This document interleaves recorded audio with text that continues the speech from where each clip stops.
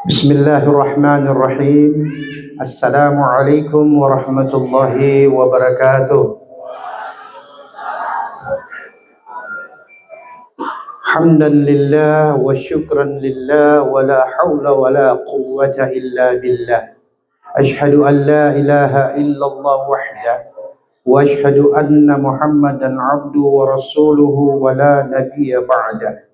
اللهم صل وسلم وكرم وعظم وشرف على سيدنا محمد بن عبد الله وعلى آله وصحبه ومن والاه. اللهم ارزقنا فهم النبيين وحفظ المرسلين. اللهم زدنا علما نافعا وارزقنا فهما واسعا. رب اشرح لي صدري ويسر لي أمري واحلل عقدة من لساني يفقه قولي. رب سدد لساني واهد قلبي بحق سيدنا محمد صلى الله عليه وسلم. دستوركم يا أهل الدرك يا أهل الباطن يا أهل النوم ويا أهل النور بجاه وببركة نبينا محمد صلى الله عليه وسلم وبكرامة الأولياء والشهداء والصالحين. أما بعد. Pertama-tama puja syukur kita kehadirat Allah Rabbul Jalil, Tuhan yang menciptakan dan yang menentukan setiap takdir makhluk ciptaannya. Demikian pula salawat keharibaan Nabi junjungan kita, kekasih Allah, Nabiullah Muhammad sallallahu alaihi wasallam, juga kepada keluarga dan para sahabat-sahabat beliau. Yang kita hormati, kita banggakan Imam Masjid Al-Haq.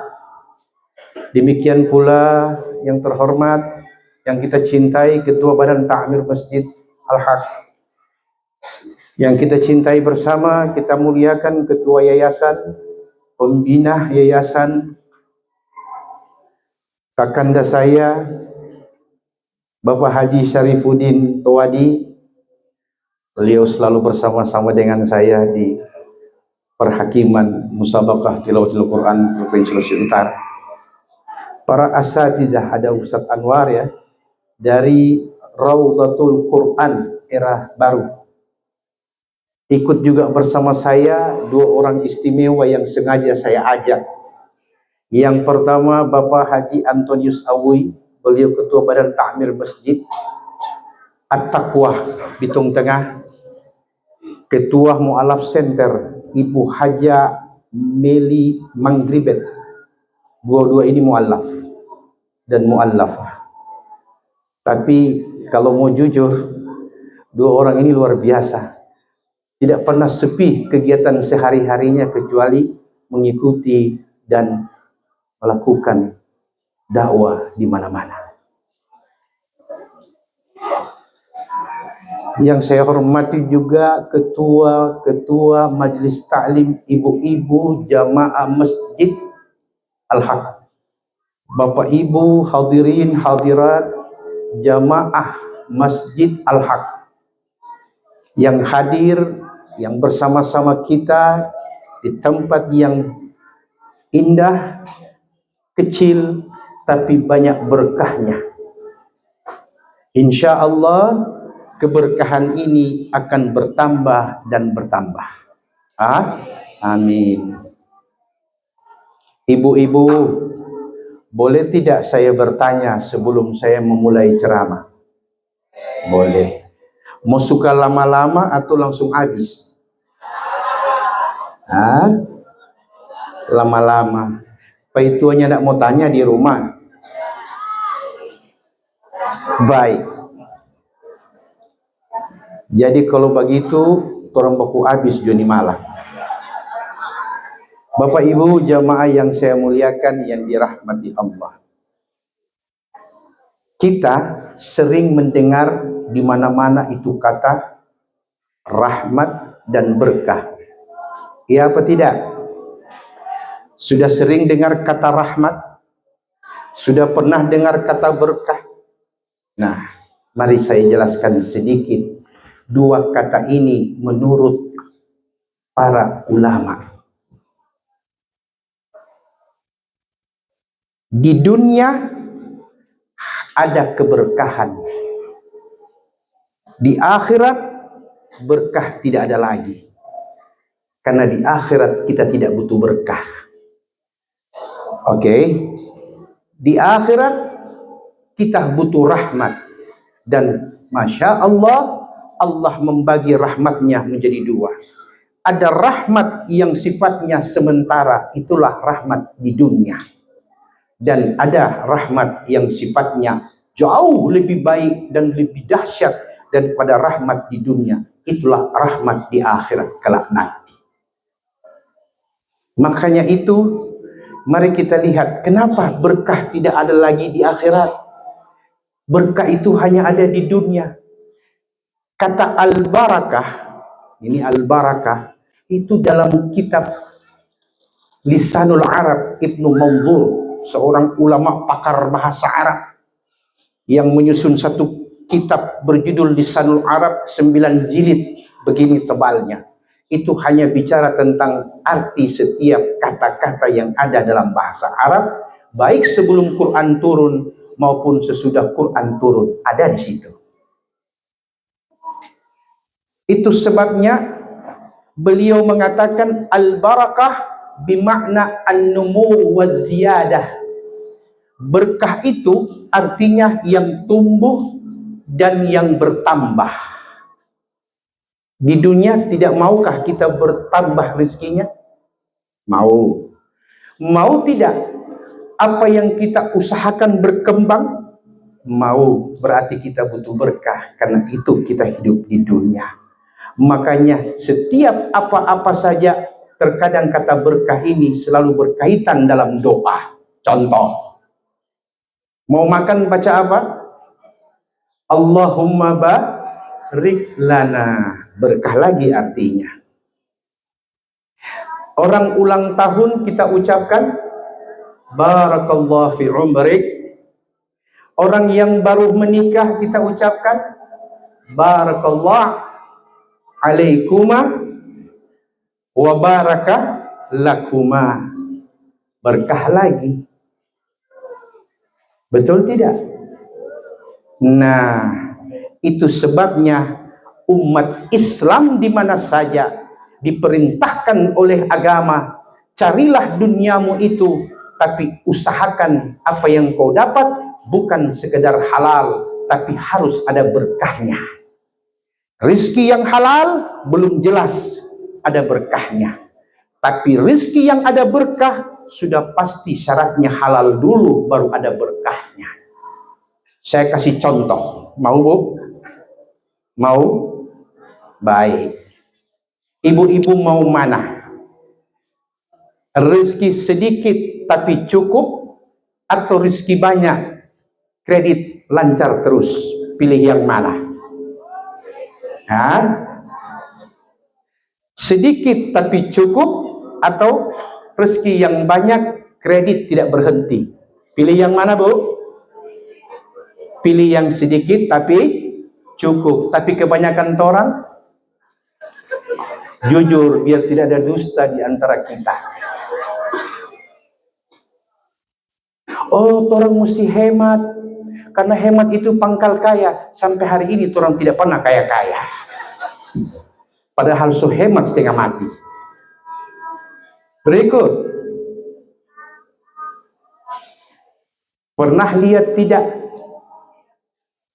kambing? Pernah lihat anjing? Baik. Ini dua makhluk ciptaan Allah. Yang satu halal dimakan, yang satunya haram dimakan. Tapi kita tidak bicara tentang halal dan haram. Kita bicara tentang analogi perbandingan apa itu berkah. Orang kalau mau akikah cari kambing apa cari onta? Kambing. Kadang-kadang orang kalau mau kurban hari raya Idul Adha cari apa? Kambing. Kalau orang pergi haji mau bayar dam pakai kambing apa onta? Kambing. Kalau begitu yang paling banyak dicari kambing atau onta? Kambing. Sudah pernah lihat Orang mengeluh bahwa orang kekurangan stok kambing, padahal kambing cuma 1 tahun 1 kali, paling banyak 2 kali melahirkan. Betul tidak? Tapi sampai hari ini tidak pernah orang Islam bilang kambing so habis. Sedikit tapi berkahnya ada. Itu yang dimaksud contoh. Pernah lihat anjing 1 kali beranak berapa ekor? Ya, banyak. 1 tahun berapa kali beranak? Sampai 2 kali. Kalau rata-rata 1 kali melahirkan 7 kali 2, 14. 1 tahun 14 anak. Tapi di mana-mana anjing selalu kurang karena banyak otot cari-cari anjing. Itu perbandingan sedikit tapi cukup daripada banyak tapi tidak cukup. Umat Islam disuruh cari yang halal agar ada sumber berkahnya. Makanya tidak pernah ada ulama bilang kasih keluar zakat dan sedekah dan rezeki yang haram. Tidak boleh orang ambil zakat, sedekah dari harta yang haram. Tapi mesti dari harta yang halal. Kenapa mesti dari harta yang halal diambil zakatnya? Karena yang halal belum bersih dan belum suci, masih kotor. Kenapa begitu Ustadz? Contoh, Nabi diharamkan Allah menerima zakat. Nabi tidak boleh menerima sedekah, baik Nabi dan keluarganya Ahlul Bait. Ditanya oleh sahabat, ya Rasulullah, kenapa engkau tidak dibolehkan agama, tidak dibolehkan Allah menerima zakat? Kata Nabi, zakat itu adalah najisnya harta orang kaya, sedangkan aku telah disucikan Allah lahir dan batin. Innama yuridullah liyudhiba ankum rijsa ahlal bait wa yutahhirukum tathira. Sungguhnya Allah berkehendak mensucikan dan membersihkan engkau lahir dan batin, wahai Muhammad. Maka Nabi tidak boleh menerima zakat. Berarti orang yang tidak kasih keluar zakat, dia telah memakan 2,5% dan itu najis daripada harta dunia.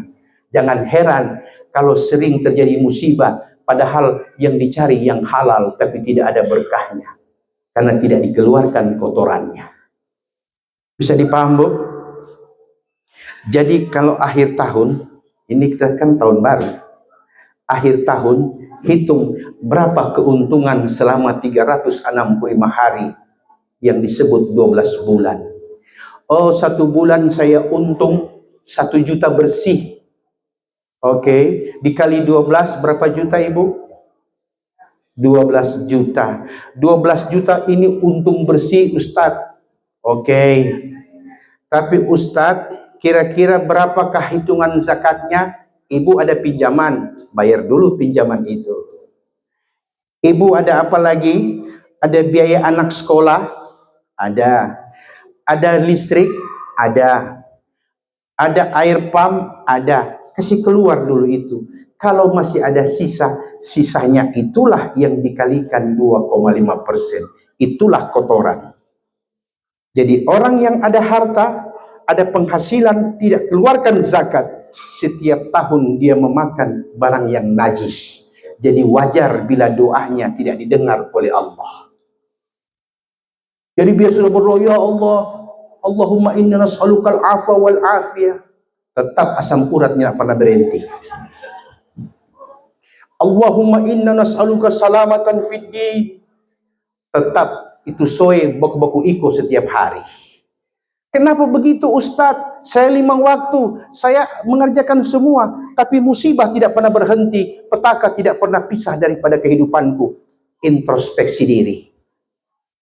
Mungkin zakatnya tidak keluar. Itu sebabnya 2 kata yang digandeng yang selalu berulang-ulang dalam Al-Quran.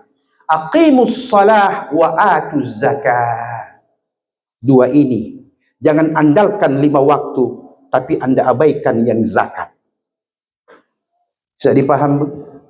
Ustadz, tahun ini saya belum dapat keluarkan zakat. Kenapa? Karena katanya belum capai nisab. Ibu, Jangan mengelak diri dari memberi. Ibu belum sampai nisab, tapi ibu punya kelebihan, maka ambillah yang lebih itu, sekedar yang ibu mampu. Itu sedekah sunnah namanya. Zakat wajib, sedekah wajib, ada perbedaan. Zakat ada aturan mainnya, 2,5%, 5%, 10%, dan 20%. Itulah aturan zakat dalam Islam. Nanti ada perinciannya, tapi saya tidak jelaskan karena 1 Muharram semua habis. Bisa dipaham? Tapi Ustadz, kalau sedekah sunnah, nah ini bedanya. Sedekah sunnah tidak ada batasnya. Ibu-ibu belum capai nisab, 2,5% atau 5%, 10% atau 20%. Tapi ibu-ibu punya kelebihan untuk bersedekah. Ustadz, berapa banyakkah sedekah yang boleh saya keluarkan? Kata ulama, sesuai dengan keikhlasan hati kita. Nah, yang kita keluarkan inilah yang sedikit akan Allah ganti dengan yang lebih baik daripada apa yang kita keluarkan. Ibu, saya tanya, boleh tidak sholat subuh 2 rakaat diganti dengan 2 rakaat, 200 rakaat sholat sunnah? Boleh? Di mana-mana pasti tidak bisa. Subuh hanya 2 rakaat, 200 rakaat sholat sunnah tidak bisa menutupi 2 rakaat wajib sholat subuh. Sama dengan zakat. Zakat hanya 2,5%, tapi ibu punya sedekah 1 miliar tidak bisa menutupi kewajiban yang 2,5%. Bisa dipahami ini? Baik. Ini baru pengantar, belum ceramah ibu ya. Tenang. Sebagaimana perjanjian tuh, suka lama-lama. Kita masuk tahun baru Islam. Di tahun 1447 Hijriah, 1 Muharram, tahun baru malam ini, mulailah perbaiki niat agar setiap saat doa kita didengar dan dikabulkan Allah.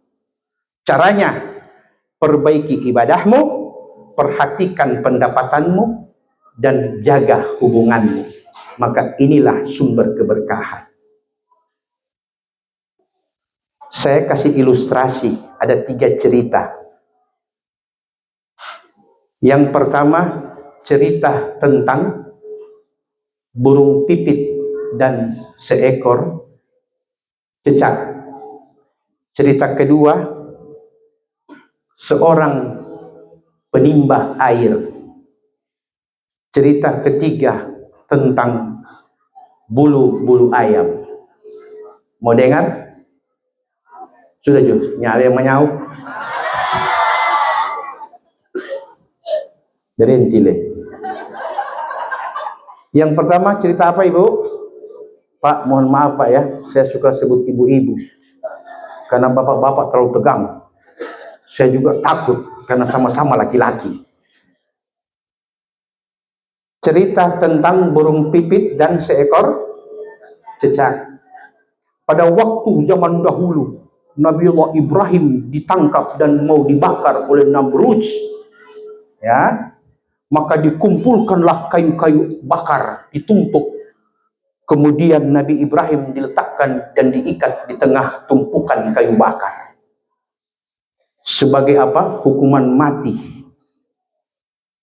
Pada saat api mulai menyala, tiap saat api mulai membesar. Saat dia membesar, Namrud perintahkan tambahkan kayu api. Kenapa tambah ibu? Karena Namrud melihat Nabiullah Ibrahim justru merasa adem, nyaman di tengah api, tidak terbakar, apalagi kepanasan. Tambah kayu bakar. Semakin ditambah, semakin sejuk terasa Nabiullah Ibrahim di tengah api. Dan itu diceritakan dalam Al-Quran. Apa kata Allah kepada api? Ya naru kuni bardan wassalaman ala Ibrahim. Wahai api, berubah.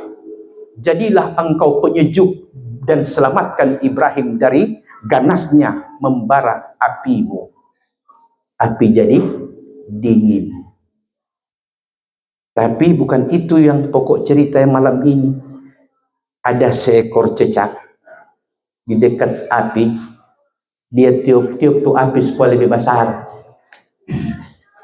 So tahu tuh cacak penapas.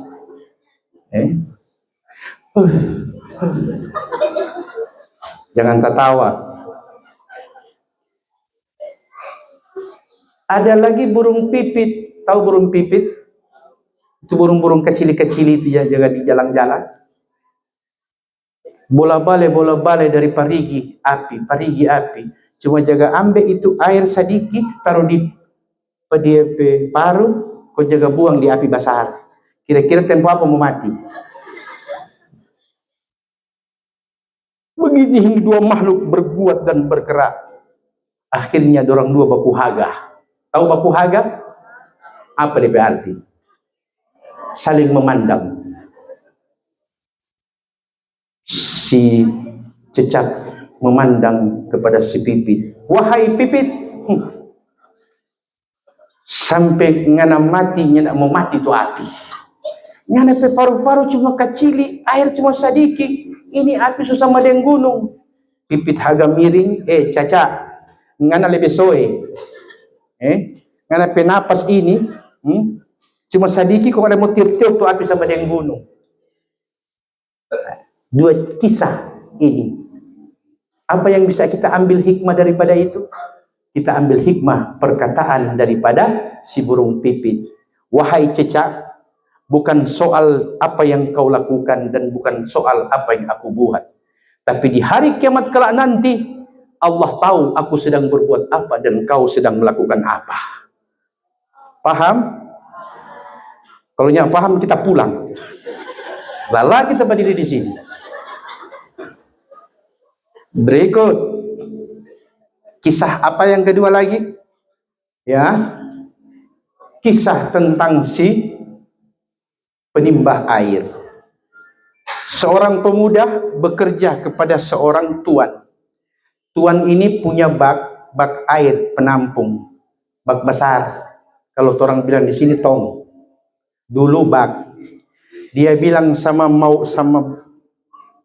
pekerjanya si pemuda, kau isi itu bak sampai penuh. Ini 2 timba. Ambil di sungai, isi di bak mandi. Oke. Dia pakai kayu, ember di muka, ember di belakang. Pikul. Ambil air, balik. Sudah bolak-balik, itu bak air belum penuh-penuh. Dia berpikir, di mana salah saya? Biasanya 7 kali bolak-balik, bak penuh. Ini 17 kali tidak penuh-penuh. Terpaksa introspeksi diri. Mulai lihat, ternyata ember yang di belakang bocor.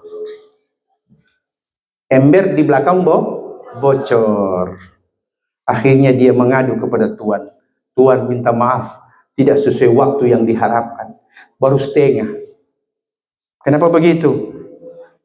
Ember yang satu bocor. Tuannya menjawab dengan kata bijak. Wahai pembantuku, jangan kau risaukan tentang bak yang belum pernah penuh. Jangan engkau pula merasa sedih dengan ember yang bocor. Tapi coba kau balik dan kau jalan dari sini sampai ke sungai. Kau lihat yang di sebelah kiri dan di sebelah kananmu sepanjang jalan. Mulai dia berjalan dari rumah ke sungai. Dia lihat yang di kanan, banyak tanaman yang tumbuh menghijau. Dia lihat yang di kiri, tidak ada tanaman yang hijau. Tahu apa sebabnya? Tahu apa sebabnya? Yang hijau karena ada ember yang bocor. Yang tidak bocor, tidak memberi manfaat apa-apa bagi siapapun. Jadi setiap sesuatu yang kurang, pasti ada kelebihan di dalamnya. Maka ambil hikmah dari kisah ini. Bahwa jangan pernah mengeluh ketika kita berusaha belum dapat hasil. Again, again, again. More and more and more. Lagi dan lagi dan lagi. Oke? Okay? Ulang dan ulang dan ulang. Tapi kalau 4 kali ulang, innalillahi wa inna ilaihi raji'un. Berarti sesuai itu DP nama itu. Artinya ibu, diulang, ada usaha, ada keikhlasan, dan terakhir ini yang paling pokok, ada doa. Di dunia kita butuh doi, di akhirat kita butuh doa.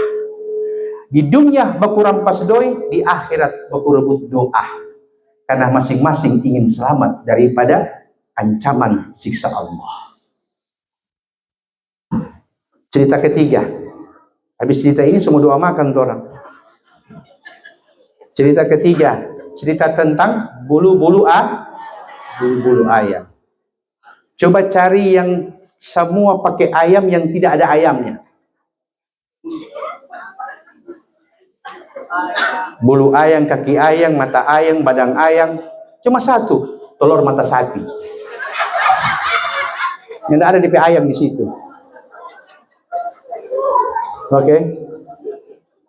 Makanya si anak ayam bertanya kepada mama ayam, "Mak, siapa itu manusia banyak sekali dalam penama? Ada Asna,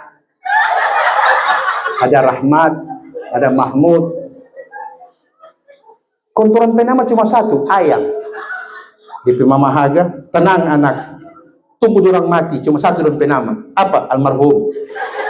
Kalau orang dan banyak, ayam rica-rica, ayam bakar. Ini cuma sekedar, tapi bukan itu DP pokok ceramah." Nah, kisah bulu ayam. Tahu itu bulu-bulu ayam? Kemoceng. Tahu kemoceng? Anak-anak generasi muda kurang tahu. Orang mesti tahu tuh kemoceng. Dia bilang, ini murid bertanya, "Guru, kenapa itu fitnah lebih kejam daripada pembunuhan?" DP guru bilang, "Nggak mau tahu." "Oh, iya. Padahal kan cuma bicara. Kung kenapa dia lebih kejam dari membunuh?" DP guru bilang, "Ngana pulang, ngana ambil tuh bulu-bulu ayam di tas plastik, kung bawa kemari." Dia pulang, ambil bulu-bulu ayam tas plastik. Sampai DP guru bilang, "Ngana cabut itu bulu-bulu ayam daripada DP batang, kasih masuk di plastik." Habis tuh bulu-bulu ayam masuk di plastik. DP guru bilang, "Ngana lihat di sana ada gunung. Ngana naik di gunung, tunggu angin batiup, ngana buka tuh plastik." Dia naik ke atas, angin batiup. Utara, timur, barat, selatan. Habis bulu-bulu ayam di kantong. Dia turun. "Guru, selesai perintah. Sekarang apa jawabannya?" DP guru bilang, "Tunggu sabar. Ngana balik ulang, kau kumpul ulang tuh bulu-bulu ayam tadi." Kira-kira apa yang terjadi, Bu? Dia bilang, "Guru, kalau nyenda ingat guru mengaji, lantai ngana." Ini yang masuk di akal. DP guru bilang, "Kenapa ngana tidak bisa?" Dia bilang, "Ini su terbang kiri kanan, su dintok ke mana, suruh kumpul." Dia bilang, "Seperti itulah fitnah bila kau sebarkan. Kau mudah untuk menyebarkan di medsos, tapi kau susah untuk mengumpulkan kembali. Ingat kata Nabi, antum syuhada Allah fil ardi. Kau adalah saksi Allah di muka bumi. Di akhirat, al-yawma nakhtim ala afwahihim wa tukallimuna aydihim wa tashhadu arjuluhum bima kanu yaksibun." Hari ini kata Allah, mulutmu tidak mampu terbuka, tanganmu bicara, kakimu bersaksi. Setiap anggota tubuh diminta Allah pertanggungjawabannya. Wa kullu ulaika kana anhu mas'ula. Inna sam'a wal absara wal af'idah kullu ulaika kana anhu mas'ula. Pendengaranmu, penglihatanmu, hingga niatmu di hati akan ditanya oleh Allah. Setiap bagian anggota tubuh. Makanya biar sholat sendirian, tetap bunyi iyyaka na'budu wa iyyaka nasta'in. Kepadamu ya Allah kami menyembah. Padahal sampai sendiri ini. Dan hanya kepada Engkau kami minta pertolongan. Artinya ketika sholat sendiri, tangan sendiri, kaki sendiri, mata sendiri, masing-masing ada dosanya. Paham? Coba boleh berhenti? Baku atur ulang. Itu baru sedikit kisah tentang 3 cerita tahun baru Islam, warnailah dengan sesuatu yang baik. Tadi kita di masjid sudah menghalafatkan doa akhir tahun. Makanya ada sebutan Rabbi gifirli wali walidayya. Ada juga ucapan Allahumma ghafir lil muslimina wal muslimat. Karena 365 hari kadang-kadang anak buat dosa kepada ibu dan ayah, walaupun lebih sering ayah dan ibu kadang-kadang juga bikin salah paham. Betul tidak? Sesama tetangga juga begitu, sesama teman juga begitu. Maka cukuplah dengan memohon kepada Allah rahmatnya untuk di akhirat. Rabbi gifirli wali walidayya. Allahumma gifirli jami'il mu'minin wal mu'minat wal muslimina wal muslimat. Kan begitu. Supaya dosa setahun, semoga di akhir tahun Allah menghapus semua itu.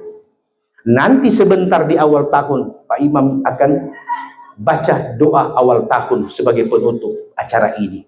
Apa itu? Kita minta kepada Allah. Yang pertama, Allahumma ya muhawwilal ahwal, hawil ahwalana ila ahsanil hal. Ya Allah, Tuhan yang merubah setiap keadaan, ubahlah keadaan kami dari sesuatu yang baik kepada yang lebih baik, dan dari yang buruk kepada yang baik. Itu satu di antara doa. Kemudian kita ucapkan juga doa Allahumma tawil a'marana wassahi ajsadana wa nawwir qulubana wa tsabbit imanana wa ahsin a'malana waqdi hawaijana fid dini wad dunya wal akhirah. Ya Allah, panjangkan umur kami, mantapkan iman kami, sehatkan jasad kami, dan kuatkan hati kami untuk iman kepada ajaran-Mu ya Rabb. Ya Allah, permudah segala kesulitan dan jauhkan kami dari segala petaka dan bencana. Itu doa yang kita minta malam hari ini sebagai awal tahun. Bisa dipaham, Bu? Kembali kata kepada doa tentang apa sebenarnya arti doa. Boleh? Ini penutup. Kalau seandainya saya tuan toko, saya punya toko, ya, saya punya orang kerja 3 orang kerja di toko saya. Saya katakan kepada 3 orang tadi, kalian bertiga saya gaji 1 bulan 3 juta. Masuk pagi jam 7, pulang jam 5 sore. Oke? Setuju? Selama 1 bulan. Dalam perjalanan 1 bulan, yang 2 orang ini kan 3. Yang 2 ini masuk jam 7 pagi, pulang jam 5 sore. Apa yang mereka kerjakan? Sebagaimana permintaan yang punya toko. Pagi ngana baking ini, ngana jaga ini, ngana atur ini, dan sebagainya. Kan sudah ada toh aturan. Yang 1 orang ini, dia masuk jam 6, pulang jam 6. Oke. Jam 6 toko belum buka, dia ada di luar, basuh sapu di muka toko. Jam 5 toko tutup, dia masih ada di toko. Kerjakan pekerjaan yang hari ini punya, besok urusan baru. Oke. Tiba akhir bulan. Berapa gaji dong mau terima 3-3? 1 orang berapa? 3 juta. Siapa pekerja lebih banyak? Orang yang ketiga. Siapa waktu masuk lebih cepat dan pulang paling akhir? Orang yang ketiga. Yang 2 standar, yang 1 di atas standar. Gajinya tetap sama, 3 juta. Itu yang dimaksud dengan Ar-Rahman dalam ucapan Bismillahirrahman, tapi belum Rahim. Bulan depan masih sama lagi. Tapi di akhir menjelang terima gaji, yang 2 datang kepada saya dan berkata, Ustadz, kita mau kasbon, mau pinjam doi. Kan orang pegaji 3 juta. Boleh tidak kasih pinjam akang 3,5 juta? Nanti baku potong di gaji. Kira-kira kalau kita mau potong tuh gaji, potong berapa? Potong 3 juta, tusak di rumah mati, nyak makan. Oke. Potong 2 juta, 2 bulan baru lunas. Betul tidak? Yang satu masuk jam 6, pulang jam 6, dia datang, Pak Ustadz, saya punya anak mau masuk kuliah. Boleh tidak saya pinjam 3,5 juta? Kira-kira ibu, kalau posisi ibu seperti saya, mana yang ibu senang kasih? Yang masuk jam 7 pulang jam 5, atau yang masuk jam 6 pulang jam 6? Mana ibu lebih senang? Ya? Kenapa? Karena itu 1 jam kelebihan tidak dihitung. Dia ikhlas membantu tuan toko. Allah Subhanahu wa ta'ala seperti itu mengabulkan doa. Anda boleh sama-sama makhluk ciptaanku, kata Allah, tapi cara dan niat kalian berbeda, maka Allah perlakukan beda pula dalam pengabulan doa. Bisa dipahami ini? Jadi doa yang terkabul tergantung hati dan amal yang diridhoi oleh Allah Subhanahu wa ta'ala. Makanya tadi ayat dibaca oleh Qariyah tadi, innallaha ma'al muttaqin, Allah bersama yang bertakwa. Takwa itu ada 2 kata ulama tafsir. At-taqwa fid dunya wa taqwa fil akhirah. Ada takwa di dunia dan ada takwa di akhirat. Takwa di dunia, Anda selalu ikuti aturan negara, Anda selalu ikuti aturan main dalam usaha, tidak mencurangi, tidak berkhianat. Itu takwa dunia namanya. Tapi disertai pula takwa dunia harus diiringkan dengan takwa akhirat, karena dunia akan berakhir, sedangkan akhirat ada awal, tidak ada akhir. Bisa dipahami, Bu? Baik. Ini terakhir betul ini. Imam Asy-Syafi'i rahimahullah, beliau menyusun satu kitab namanya Ad-Diwan. Kitab Ad-Diwanus Syafi'i yang menyusun tentang syair-syair hikmah-hikmah daripada kalam-kalamnya Imam Syafi'i tentang hikmah kehidupan. Mari dengarkan bunyinya. Dia berkata begini dalam syairnya. Alaika bitaqwallah in kunta ghafilan, ya'tika bil arzaq min haitsu la tadri. Ada saingan. Tenang. Saingan telah lewat. Tapi kita kaget tadi itu. Jujur. Sampai di mana lagi tadi ini? Sampai di mana tadi? Begini kalau orang kaget, dia lupa semua apa yang dia ingat. Cair. Imam Syafi'i berkata, "Alaika bitaqwallah in kunta ghafilan." Ingat, kembalilah engkau bertakwa bila suatu saat engkau lalai. Disuruh kembali bila lalai. Ya'tika bil arzaq min haitsu la tadri. Bila engkau lalai kemudian engkau kembali takwa kepada Allah, maka rezeki akan datang kepadamu tanpa kau duga dari mana datangnya. Fa kaifa takhaful faqra wallahu raziqun? Bagaimana mungkin hai manusia kalian takut dengan rezeki padahal Allah yang menjamin rezekimu? Oke? Allah yang memberi kalian rezeki. Fakat razaqal hud fil bahri. Jangankan itu, binatang di daratan dan di lautan pun tetap dapat rezeki dari Allah Subhanahu wa ta'ala. Cuma bedanya mereka taat kepada hukum alam, kalian harus taat kepada 2 aturan. Pertama, ikuti aturan hukum alam, kemudian bertakwa kepada yang menciptakan alam, maka rezeki akan datang melebihi daripada makhluk yang lain. Pernah lihat ada orang mancing di sungai, dia pakai tali, sinar, pakai umpan, batunggu. Kalau ikan makan, kalau nyanda. Tapi ada orang berdiri di pantai, dia angkat tangan, ikan melompat ke. Apa dia beda? Bedanya, satu hamba Allah yang Allah cintai, satu makhluk Allah yang Allah ciptakan. Itu yang membedakan. Bisa dipaham? Nah, Imam Syafi'i berkata, fa kaifa takhaful faqra? Kenapa kau harus takut dengan rezeki? Kenapa kau harus takut dengan kefakiran? Bukankah Allah yang telah menjamin rezeki? Hingga binatang yang di laut dan di daratan pun tetap Allah berikan rizki. Wa man zanna anna rizqa ya'ti bi quwwatin ma akal usfur syai'an ma'an nasar. Kata Imam Syafi'i, sekiranya engkau yakin dan engkau pastikan bahwa dengan kejelianmu, dengan ketelitianmu, dengan kemahiranmu, dengan ilmumu, dengan gelarmu, kau mampu mendatangkan rezeki, kau lihat burung pipit tidak akan pernah dapat rezeki karena burung elang lebih kuat. Berarti itu rezeki Allah atur. Elang tangkas di udara, burung pipit tidak tangkas seperti elang di udara. Tapi toh burung pipit ada rezekinya Allah kasih. Oke. Kemudian apa kata Imam Syafi'i selanjutnya? Tazulu anid dunya fa innaka la tadri.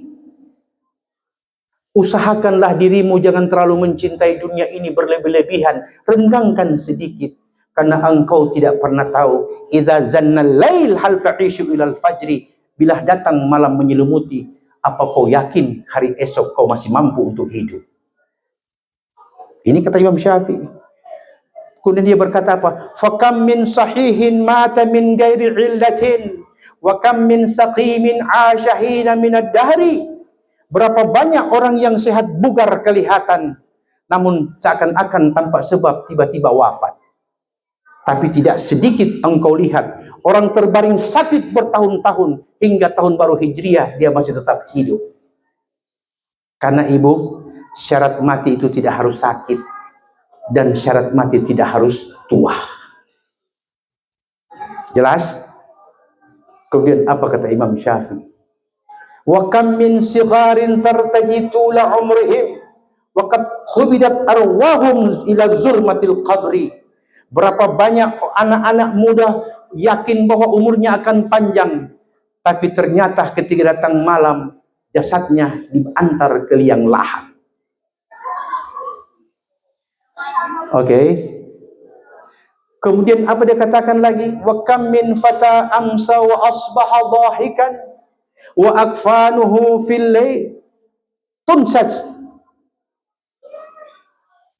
Berapa banyak orang masih muda, anak muda, jelia, oke, tertawa di pagi hari, terbahak-bahak di sore hari, namun ketika malam meliputi, jasadnya diantar di gelapnya alam barzakh.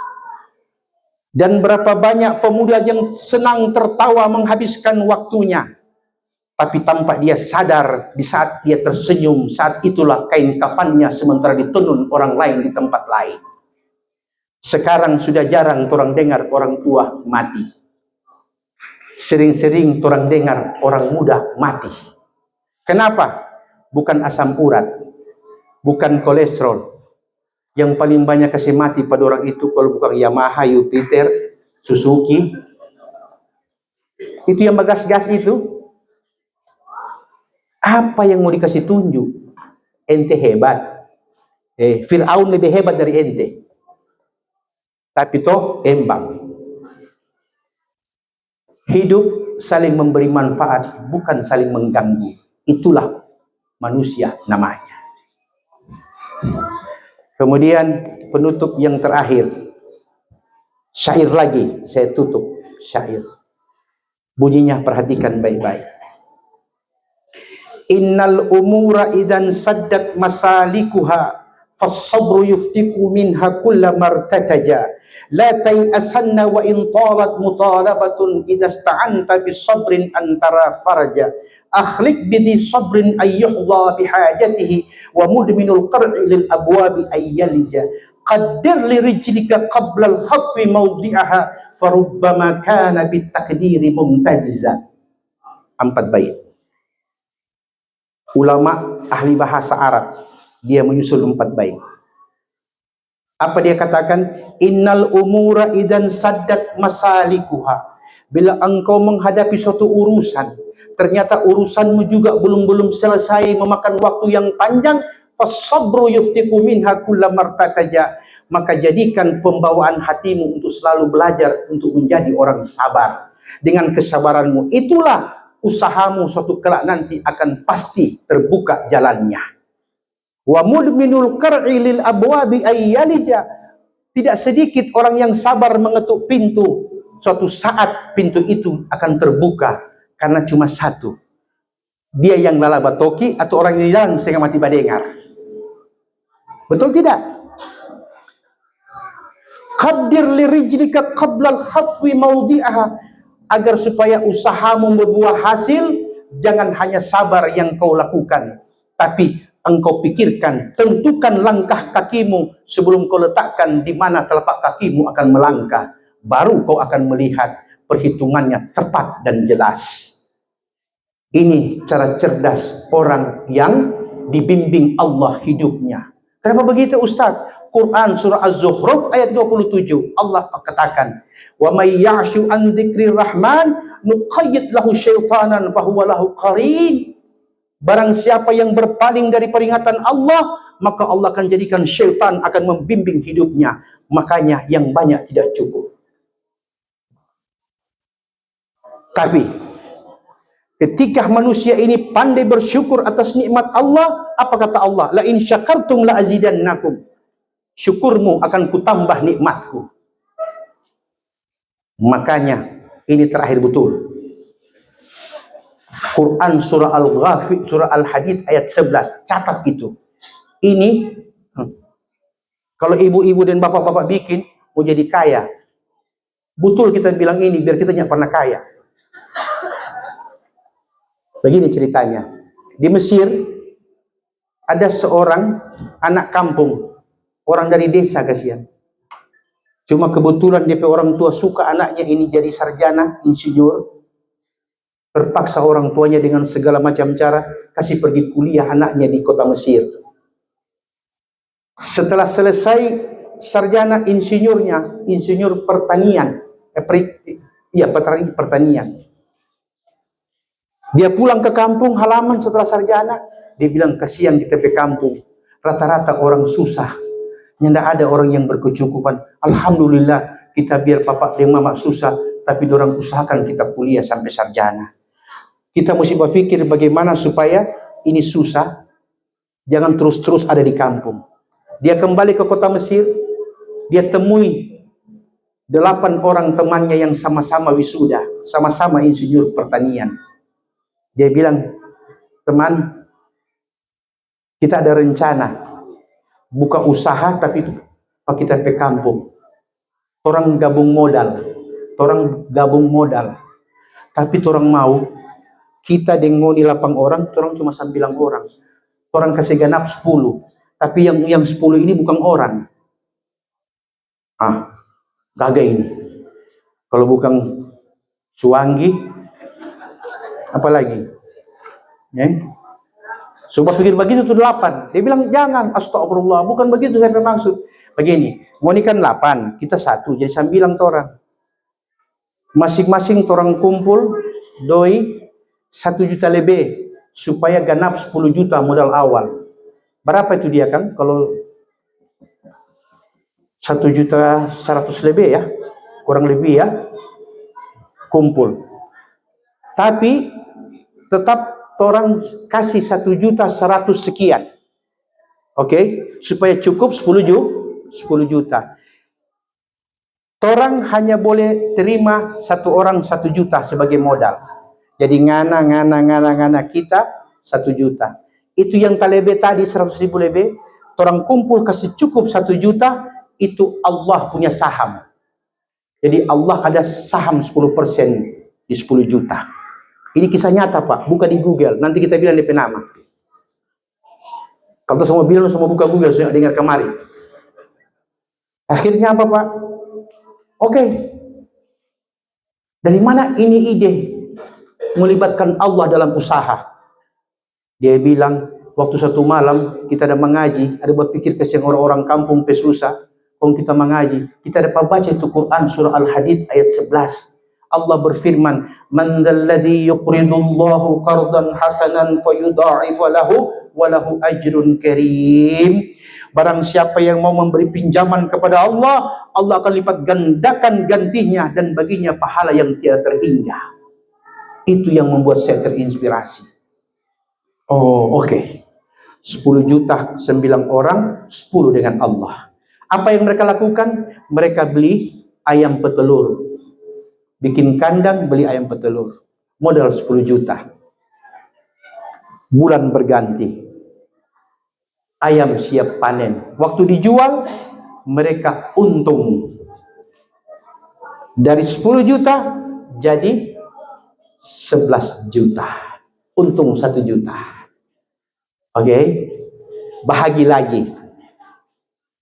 90.000 dari 100.000 kelebihan untung. 90.000 berbagi satu orang 100.000.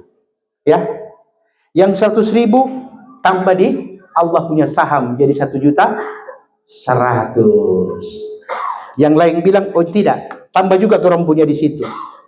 Begitu ibu, setiap panen tidak pernah rugi sampai satu kali pun. Akhirnya suatu saat takdir Allah datang, tiba masa resesi dunia, negara Mesir APBN-nya mengalami defisit, dan hanya mereka 9 orang ini yang paling punya kekayaan. Presiden Anwar Sadat resmi mengatakan meminjam uang dari 9 orang tadi karena negeri terancam bangkrut. Itu tahun 79. Anwar Sadat, Presiden Mesir, pinjam uang. Suatu saat ketika mereka sudah tua, mau kembalikan itu uang, apa mereka bilang?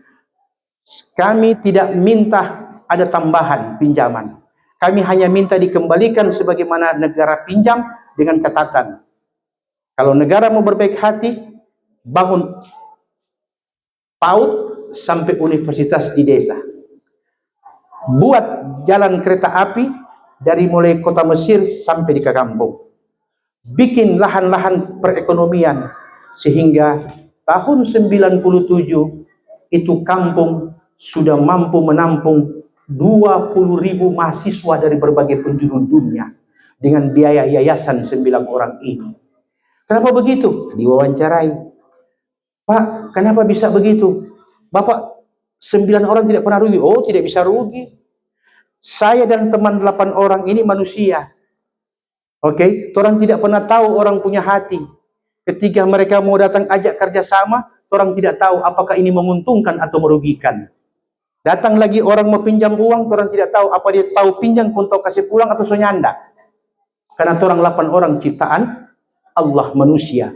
Tapi ada satu yang pegang saham di 9, 10 ini. Allah Tuhan yang maha tahu. Allah juga tidak mau rugi sahamnya. Maka setiap kali ada sesuatu, Allah kasih mimpi mereka 9 orang. Jangan terima kontrak. Tolak, betul. Dan tidak pernah rugi. Ustadz, maksudnya ceramah ini bagaimana? Maksudnya begini, kalau baju nasi kuning ini, yang usah tinggi-tinggi, yang gampang-gampang. Baju nasi kuning di muka rumah. Modal 500.000. Pasang niat Jo. 100 Allah pesaham, 400 kita punya. Jual untung 50.000, jadi 550.000. Ambil itu 40, itu 10.000, tambah di Allah pesaham. Dan biarkan sampai tiba waktunya, sudah merasa cukup, ibu-ibu datang ke ketua yayasan, Al-Haq, Pak, ini Allah pesaham, apa yang orang mau backing? PAUD, SD, dan sebagainya. Karena Allah yang punya saham. Itu yang Allah maksud. Quran surah Al-Ayat 11. Barang siapa mau memberi pinjaman kepada Allah. Wabillahi taufiq wal hidayah. Assalamualaikum warahmatullahi wabarakatuh. Sohosa.